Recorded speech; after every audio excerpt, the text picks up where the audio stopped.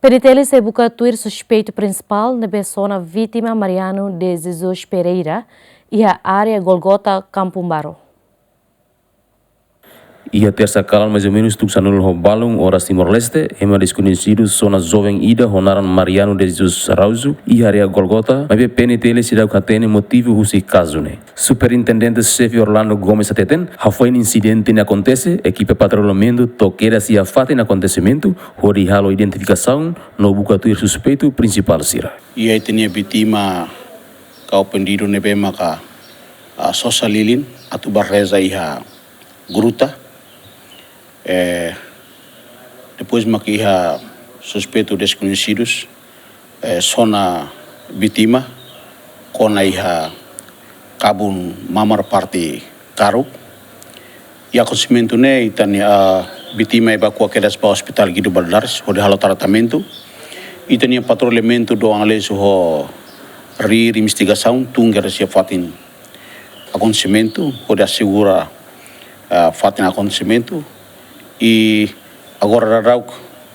itamos foti tama acontecimento né iha gruta Campumbaro itamos foti testemunha na rua nebe maka e momento neba sira mosa tu barreza gruta Campumbaro depois makarei vítima latan hela iha estrada e quando ba processo caso né investigação esquadrão alesu halona processo investigação para registro na iha Ministério Público quando ba suspeito itaninia polícia secreta sira continua tunia treino para tu buka hatene buka identifica suspeito principal nebe maka só na itaninia vítima agora rauk ita sila hatene quando ba motivo caso né tamba vítima se ao hospital Guido Baldares e vítimos grave e sila bele colia quando depois halo tratamento maka nia bele coliona makita foi polícia sira investigação ba atau bele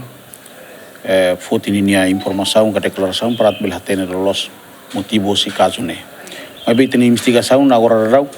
e ao hospital Guido Baldares para acompanhar vítima nia tratamento. Comando Município de Limos foi uma orientação da esquadra Sira no secção Força Reserva, onde há o patrulhamento e a tempo calan, não é prevene conflito e a capital dele. Da unha vítima Mariano de Jesus Araujo, há tratamento e Hospital Nacional Guido Valadares. Não se submete a cirurgias, também sofre ranfoer e a parte rins. G. Mendes, Jacinto Fuca, Gemen.